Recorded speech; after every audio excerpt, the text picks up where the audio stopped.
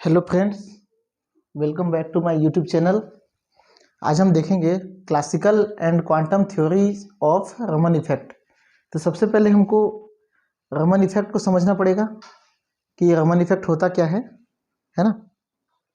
तो रमन इफेक्ट क्या है कि जब कोई इलेक्ट्रोमैग्नेटिक रेडिएशन EMR, ठीक है, किसी मॉलिक्यूल से टकराती है तो लाइट जो है स्कैटर हो जाता है। ठीक है, लाइट जो है स्कैटर हो जाता है ना। तो ये स्कैटरिंग तीन तरह का होता है। चलो मैं यहाँ पे तीन जो है वेव दिखा देता हूँ। ठीक है, एक स्कैटरिंग कैसे होता है, नॉन इलास्टिक। एक तो होता है इलास्टिक, मतलब मान के चलो कोई ड्रम है, ठीक है, उस ड्रम में कोई गेंद फेंका, ड्रम से टकराया और वापस चला गया। मतलब इसकी जो फ्रीक्वेंसी होगी, इंसिडेंट लाइट की जो फ्रीक्वेंसी होगी, ये ट्रांसमिटेंस लाइट की फ्रीक्वेंसी क्या होगी, न्यू डैश बराबर होगी, है ना। Nu is equal to nu dash, तब क्या होगा, इलास्टिक कोलिजन होगा। लेकिन अगर न्यू डैश क्या हो, बराबर ना हो, इसको सभी को मैं न्यू डैश से शो कर रहा हूं। दूसरा होता है नॉन इलास्टिक। नॉन इलास्टिक में दो कंडीशन हो सकते हैं, या तो इसकी फ्रीक्वेंसी बढ़ जाएगी, है ना, मतलब न्यू से बड़ा हो जाएगा कौन, न्यू बार, या फिर कह सकते हो न्यू बड़ा होगा किससे, न्यू बार से। चलो इसको मैं डबल डैश कर दे रहा हूँ, इसको डबल डैश कर दे रहा हूँ, इसको मैं क्या कर दे रहा हूँ, इसको मैं क्या करूँ, न्यू स्टार कर दे रहा हूँ। ठीक है, यहाँ पे मैं कर दे रहा हूँ न्यू स्टार। चलिए ठीक है, अब ठीक है ना।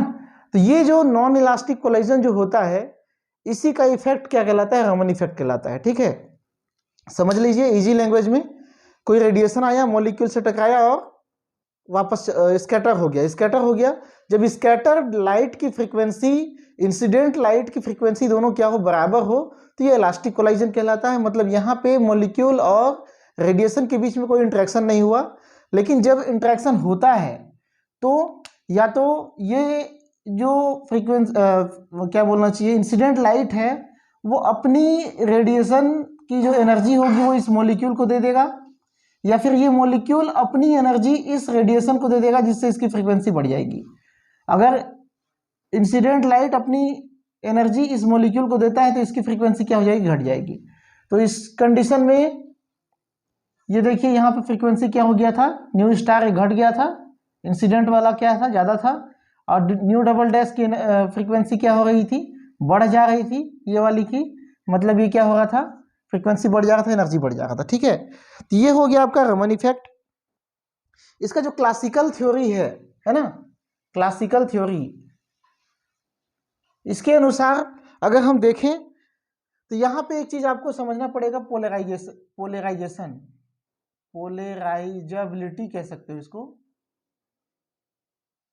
EMR क्या होता है, इलेक्ट्रोमैग्नेटिक रेडिएशन। मतलब अगर इसमें क्या है, इलेक्ट्रिक फील्ड भी है, मैग्नेटिक फील्ड भी है। ठीक है, अगर मान के चलो हमारा कोई मॉलिक्यूल है AB, इसके इलेक्ट्रॉन कहाँ होंगे, बॉन्ड वाले यहाँ पे होंगे। ठीक है, इसमें से जब हम क्या कराते हैं, रेडिएशन पास कराते हैं, तो क्या होता है, यहाँ पे पहले ये डाइपोल नहीं था। ठीक है, डाइपोल नहीं था, लेकिन जैसे हम इसमें इलेक्ट्रिक फील्ड अप्लाई करते हैं तो ये क्या हो जाता है, हो सकता है ये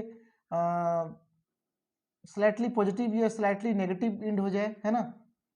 स्लाइटली नेगेटिव और स्लाइटली पॉजिटिव, मतलब इसमें क्या हो जाए, पोलराइजेशन हो जाए। यही एबिलिटी क्या कहलाती है, पोलराइजेबिलिटी, है ना। इसको हम क्या कहते हैं, अल्फा से शो करते हैं। ठीक है, इसको हम अल्फा से शो करते हैं। तो यहाँ पे जो टोटल क्या बोलना चाहिए आपका, डाइपोल होगा, डाइपोल जो होगा वो इसकी एनर्जी के बराबर होगा, एनर्जी के समानुपाती होगा। ये डाइपोल हो गया, है ना, ये हो जाएगा आपका समानुपाती किसके, एनर्जी के। या इसको ऐसे लिख सकते हो, equal to alpha into E. Alpha यहाँ पे क्या है, ये मॉलिक्यूल की पोलराइजेबिलिटी है ना, ध्रुवणता। ठीक है, ये हो गया आपका। ई क्या है, ई जो है यहाँ पे अप्लाइड इलेक्ट्रिक फील्ड,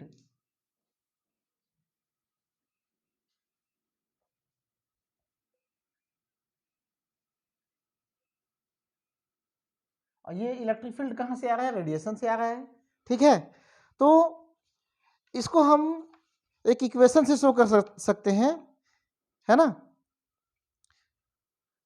मतलब जब हम इलेक्ट्रिक फील्ड अगर ये कहें, देखो यहाँ पे एक कंडीशन और हो सकता है कि मॉलिक्यूल पहले से ही क्या करे, वाइब्रेट करता रहे या फिर रोटेट करता रहे, ठीक है।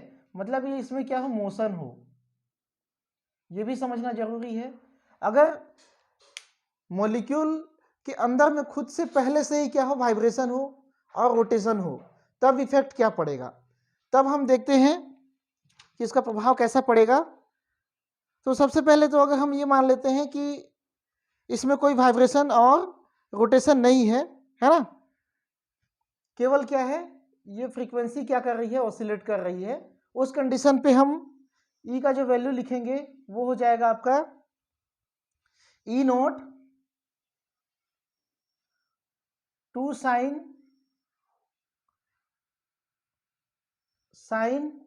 साइन जो होगा 2 pi nu T, 2 pi nu T. यहाँ पे जो न्यू है वो क्या है, ये फ्रीक्वेंसी ऑफ रेडिएशन, मतलब रेडिएशन जो आ रही है उसकी फ्रीक्वेंसी है ना, फ्रीक्वेंसी ऑफ रेडिएशन। यहाँ पे ये इक्वेशन हमको क्या मिल गया, फर्स्ट मिल गया, ठीक है। ये इक्वेशन फर्स्ट इसको मान लेते हैं, इसको हम कर लेते हैं सेकेंड। अब इस ई की वैल्यू को हम यहाँ पुट कर देंगे तो क्या मिल जाएगा हमको, nu is equal to alpha into E naught sine 2 pi nu t, है ना। ये इक्वेशन आपका क्या हो गया, थर्ड हो गया, ठीक है। ये क्या बता रहा है, ये बता रहा है कि मॉलिक्यूल क्या था, स्थिर था, उसमें हम लाइट पास किए तब जाके उसका जो क्या बोलते हैं पोलराइजेबिलिटी है ना, उसमें डाइपोल चेंजेस कितना हुआ, है ना, कितना डाइपोल चेंजेस हुआ वो उसको ये शो करता है, ठीक है। अब हम ये मान लेते हैं कि मॉलिक्यूल में वाइब्रेशन मोशन मौजूद है या फिर रोटेशन मोशन मौजूद है, ठीक है। दोनों ही मोशन में अगर ये मौजूद है, मॉलिक्यूल में पहले से मौजूद है, ठीक है, तब क्या होगा, देखिए यहां से रेडिएशन आ रहा है, ठीक है, रेडिएशन यहाँ पे आ रहा है। मैंने यहाँ पे दो कंडीशन बताए थे, दोनों कंडीशन को समझिए। मान के चलो यहाँ पे कोई सरफेस है जो पहले से क्या कर रहा है, वाइब्रेशन कर रहा है या फिर रोटेशन कर रहा है। उस कंडीशन में जब ये टकराएगा, मान के चलो इसको मैं थोड़ा सा वाइब्रेटिंग नेचर का ही दिखा देता हूँ, ठीक है, इस तरह से। तो जैसे ये टकराएगा, हो सकता है ये ऊपर जा रहा हो, है ना, मतलब ये फोटोन है, ये क्या है, फोटोन है, जिसकी एनर्जी क्या होती है, एच न्यू, फोटोन है। अब टकरा के इसको इधर जाना है, जब ये जा रहा है तो ये जो अप वाला पोजीशन है, ये इसको क्या कर दिया, पुश कर दिया, मतलब इसकी फ्रीक्वेंसी क्या हो गई, और बढ़ गई, है ना, और बढ़ गई। मतलब यहाँ पे एच न्यू डैश जो होगा, न्यू डैश क्या हो जाएगा, ग्रेटर हो जाएगा। मतलब ये वाला कंडीशन न्यू डबल डैश मैंने यहाँ पे दिखाया है, तो उसको समझिए कि ये क्या कर रहा है, सरफेस खुद से वाइब्रेट कर रहा है। और जैसे यहाँ पे आया, है ना, जैसे यहाँ पे लाइट आया तो वो क्या कर दिया, इसको पुश कर दिया, तो ये क्या हो गया, इसकी फ्रीक्वेंसी बढ़ गई, ठीक है। अगर मान के चलो दूसरा कंडीशन क्या होगा, ये मोशन कर रहा है और मोशन ही दिखा देते हैं यहाँ पे, है ना, इससे मोशन दिखाते हैं। अब लाइट जो है यहाँ पे अटैक कर रहा है, तो उस कंडीशन में क्या हो जाएगा, ये नीचे जा रहा था, उस कंडीशन में फोटोन यहाँ टकराएगा, इसको ज्यादा नीचे भेज देगा, ठीक है।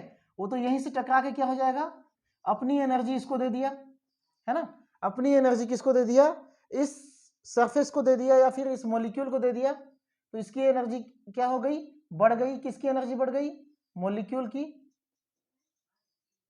ठीक है, मॉलिक्यूल की क्या हो गई, एनर्जी बढ़ गई। अब इसका जो न्यू स्टार मैंने यहाँ दिखाया है वो क्या हो जाएगा, कम हो जाएगा, किसकी तुलना में, जो इंसिडेंट फ्रीक्वेंसी था उसकी तुलना में। तो ये दोनों कंडीशन को मैंने यहाँ आपको समझाया। एग्जाम में भी आप क्या करोगे, इसी टाइप से डायग्राम बना के समझाओगे। जो मैं बोल रहा हूँ उसको लिखना है, नोट्स में लिखा हुआ नहीं है, आपको लिखना पड़ेगा, ठीक है। तो उस कंडीशन में अगर हम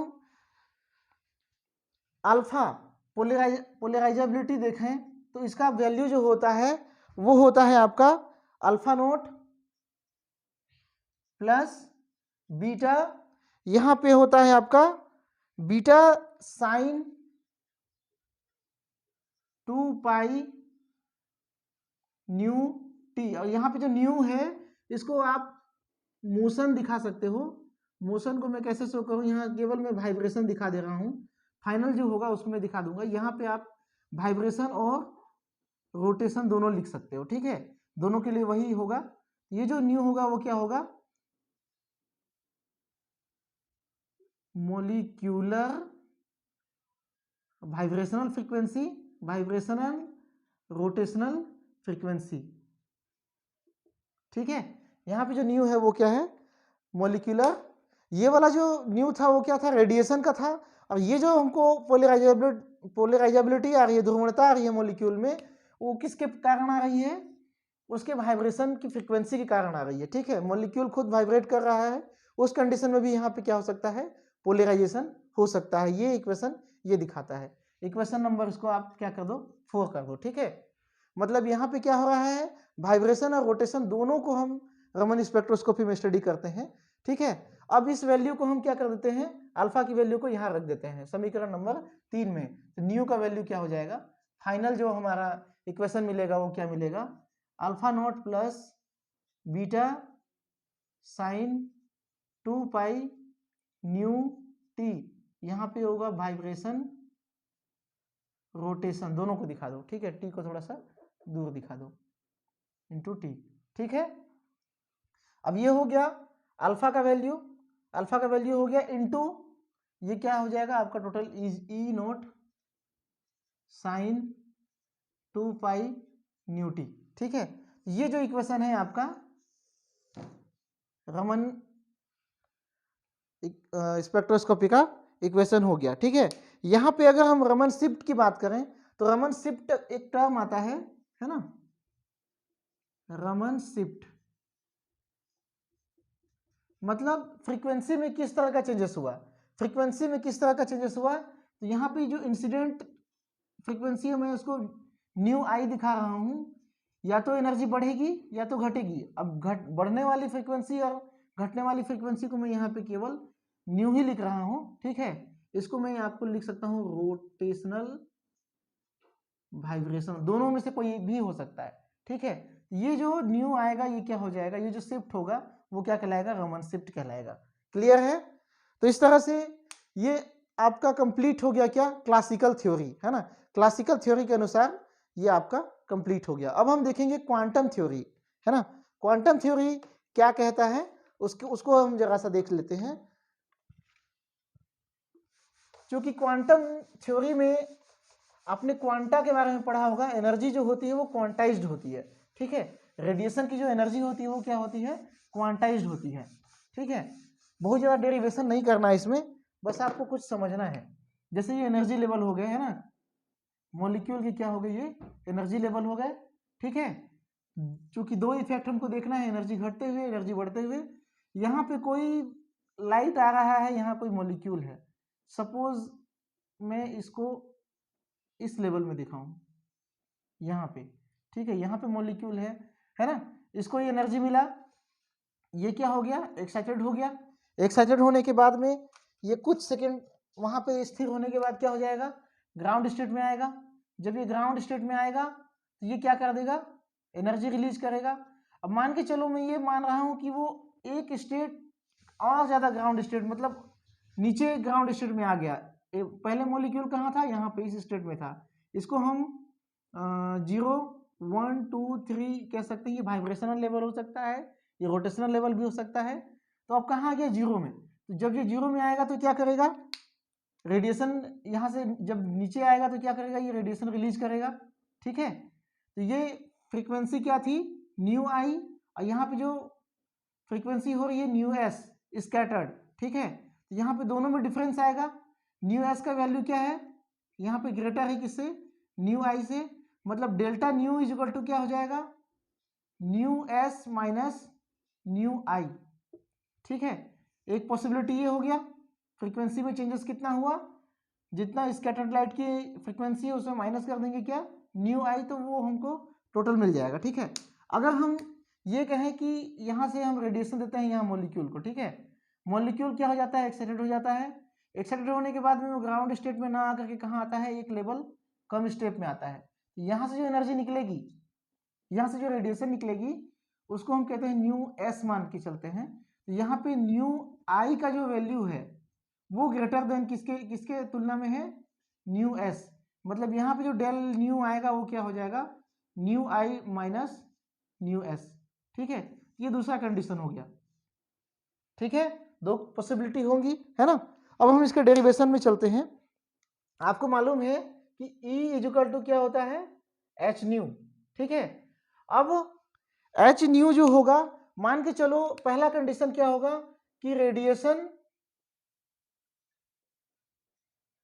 किसको एनर्जी देगा, मॉलिक्यूल को, मॉलिक्यूल को एनर्जी कितना, डेल ई एनर्जी देता है। तब क्या होगा, E इज इक्वल टू, या फिर कह सकते हो E is equal to H nu, तो होगा ही होगा। H nu is equal to क्या हो जाएगा, H nu I incident light minus del E. ठीक है, अच्छा अगर हम इसको स्कैटर्ड मान लेते हैं तो ये क्या हो जाएगा, प्लस मॉलिक्यूल को एनर्जी मिल गई है ना, मॉलिक्यूल को एनर्जी मिल गई है। ये स्कैटर्ड लाइट है, इस स्कैटर्ड लाइट की एनर्जी क्या होगी, जो पहले न्यू आई थी, है ना, एच न्यू आई जो भी थी, और उसमें जो एनर्जी निकली है यहां से लेके यहां तक डेल्टा ई, उसको हम क्या कर देंगे, जोड़ देंगे। ठीक है, तो यहाँ पे न्यू एस इक्वल टू क्या हो जाएगा, H nu I plus delta E upon H. ठीक है, ये हमको क्या मिल गया, टोटल फ्रीक्वेंसी किसकी मिल गई, न्यू एस की। ठीक है, सेकेंड कंडीशन क्या होगा, जब रेडिएशन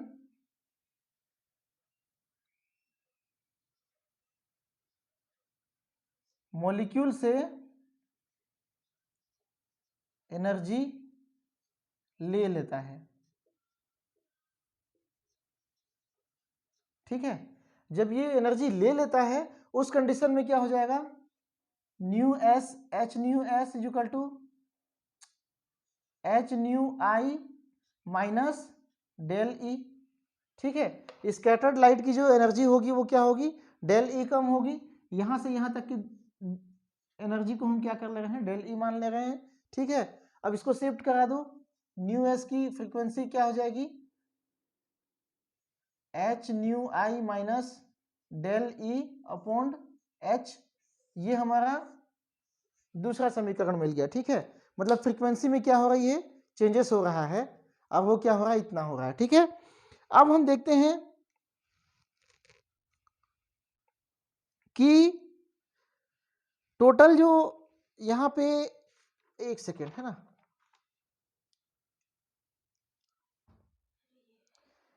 स्टॉक लाइन किसे कहेंगे और एंटी स्टॉक लाइन किसे कहेंगे। ठीक है, स्टॉक लाइन जब ये एनर्जी दे देता है ना,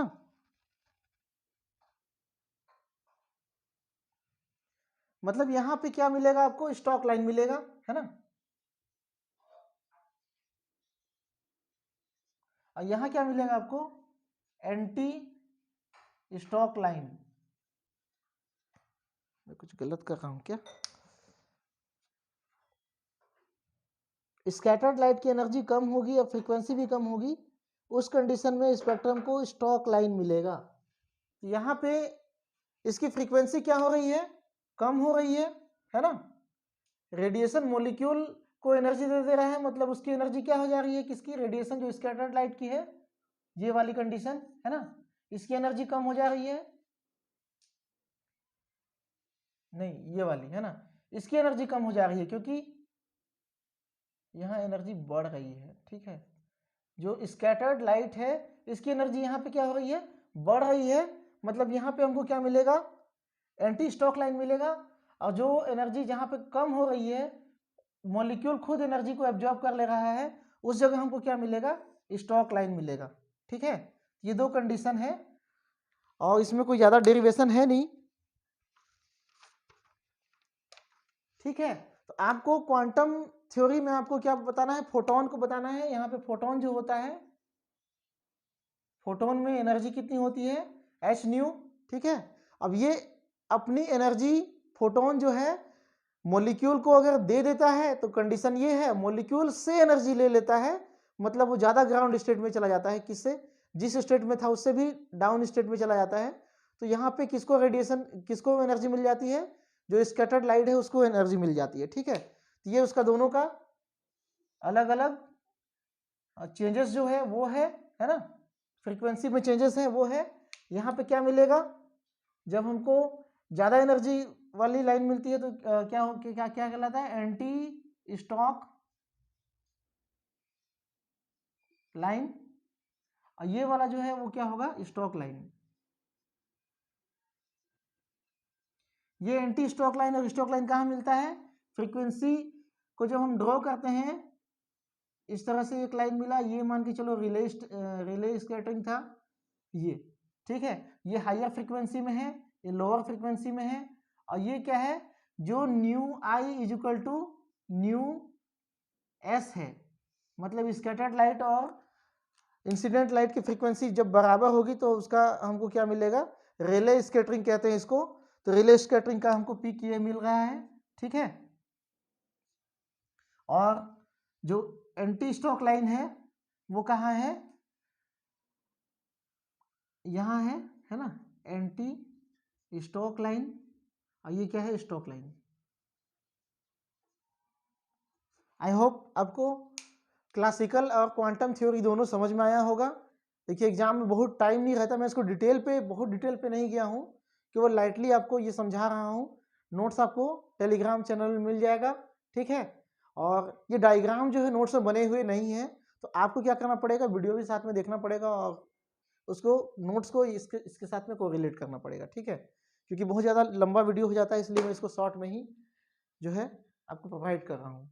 तो चैनल में बने रहने के लिए बहुत बहुत धन्यवाद। आप सभी का दिन शुभ हो। ये जो क्वेश्चन है वो लॉन्ग नोट में आएगा, आ सकता है, ठीक है।